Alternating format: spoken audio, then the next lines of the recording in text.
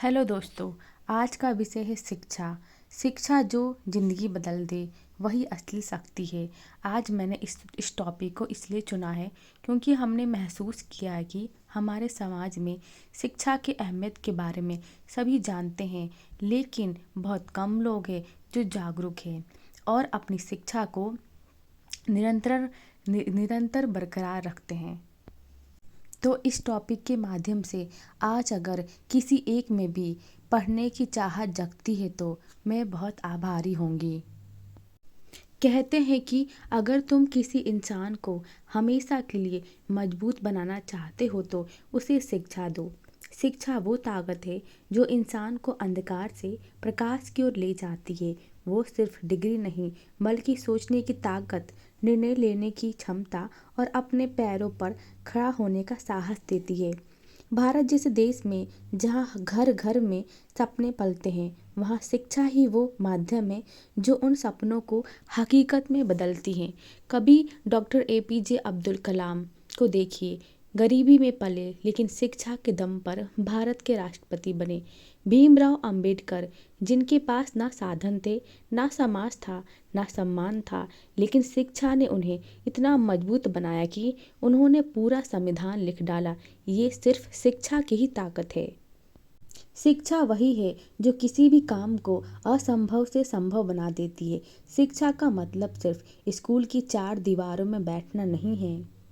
ये वो प्रक्रिया है जो इंसान को संस्कार, समझदारी और आत्मविश्वास देती है। एक किसान अगर पढ़ा लिखा है तो वो जानता है कि कौन सी फसल में ज़्यादा कमाई है, कौन सी तकनीक अपनाने से और कैसे अपने खेत को प्रयोगशाला बना सकता है। एक दुकानदार अगर शिक्षित है तो वो अपने व्यापार को ऑनलाइन ले जा सकता है, मुनाफा कमा सकता है, डिजिटल पेमेंट समझ सकता है और ठगे जाने से बच सकता है। और जब बात महिलाओं की शिक्षा की आती है तो ये सिर्फ एक इंसान को नहीं बल्कि पूरे परिवार, पूरे समाज को रोशन करती है। कहते हैं कि अगर एक पुरुष शिक्षित होता है तो एक व्यक्ति शिक्षित होता है, लेकिन अगर एक महिला शिक्षित होती है तो पूरी पीढ़ी शिक्षित होती है।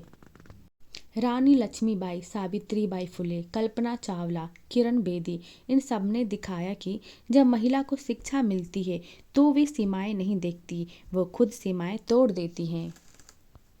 सावित्रीबाई फुले ने उस दौर में लड़कियों के लिए स्कूल खोला जब औरतों का घर से बाहर निकलना भी बुरा माना जाता था। लोगों ने उन पर कीचड़ फेंका, लेकिन उन्होंने किताबें फेंकने से इनकार कर दिया क्योंकि उन्हें पता था कीचड़ सूख जाएगा पर शिक्षा से जो रोशनी फैलेगी वो हमेशा जिंदा रहेगी। आज भी गाँवों और छोटे शहरों में कई लड़कियाँ सिर्फ इसलिए पढ़ाई छोड़ देती हैं क्योंकि उन्हें लगता है कि इससे हमारा क्या फ़ायदा होगा। लेकिन सच्चाई तो ये है कि एक लड़की की पढ़ाई पूरे समाज की सोच बदल सकती है। एक शिक्षित माँ अपने बच्चों को जागरूक बनाती है, उन्हें सही और गलत की पहचान सिखाती है। अगर औरतें आत्मनिर्भर बन जाए तो समाज में अपराध, गरीबी और निर्भरता अपने आप कम हो जाएगी। शिक्षा ही है वो औजार है जो महिला को कमजोर से शक्ति बनाती है। लेकिन याद रखिए, शिक्षा का मतलब सिर्फ नौकरी पाना नहीं है। शिक्षा का असली मकसद है सही सोच पैदा करना, दूसरों की मदद करना और खुद को बेहतर बनाना। आप डिग्रीधारी हो सकते हैं, पर अगर सोच छोटी है तो वो शिक्षा अधूरी है। अगर कोई गरीब बच्चा दिन रात मेहनत करके पढ़ता है तो वो सबसे बड़ा शिक्षित इंसान है, क्योंकि उसने संघर्ष से सीखना सीख लिया है। आज का ज़माना डिजिटल शिक्षा का है। अब मोबाइल, इंटरनेट और यूट्यूब से हर कोई कुछ भी सीख सकता है। अब बहाने नहीं चलेंगे। स्कूल दूर है या फीस नहीं है, बस इरादा पक्का होना चाहिए। एक उदाहरण से हम समझ सकते हैं। केरल की एक 96 वर्षीय कुजुम्बा अम्बा, जिन्होंने 96 वर्ष की उम्र में पहली बार अपना नाम लिखना सीखा। उन्होंने कहा, अब मैं खुद अपना नाम पढ़ सकती हूँ। सोचिए, अगर 96 वर्ष की महिला में अगर ये जुनून है तो हमारे अंदर में जुनून क्यों नहीं।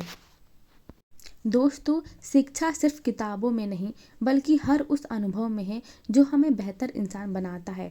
तो आज एक वादा करें, हम न सिर्फ खुद पढ़ेंगे बल्कि दूसरों को भी सीखने का मौका देंगे, क्योंकि जब तक एक भी बच्चा अनपढ़ है हमारा देश अधूरा है। किताबें हमारी सबसे अच्छी दोस्त हैं जो कभी धोखा नहीं देती हैं, और शिक्षा वो दीपक है जो पूरी जिंदगी जलता है, बस उसे रखना पड़ता है। तो आज से ही रील्स और बेकार की चीज़ों से टाइम पास करना बंद कीजिए। अगर आप विद्यार्थी हैं तो अपनी पढ़ाई के प्रति सीरियस हो जाइए, क्योंकि ये पढ़ाई ही है जो आपको आने वाले समय में सबसे ज़्यादा काम देगा। मेरी इस बात को सुनने और समझने के लिए आपको दिल से धन्यवाद।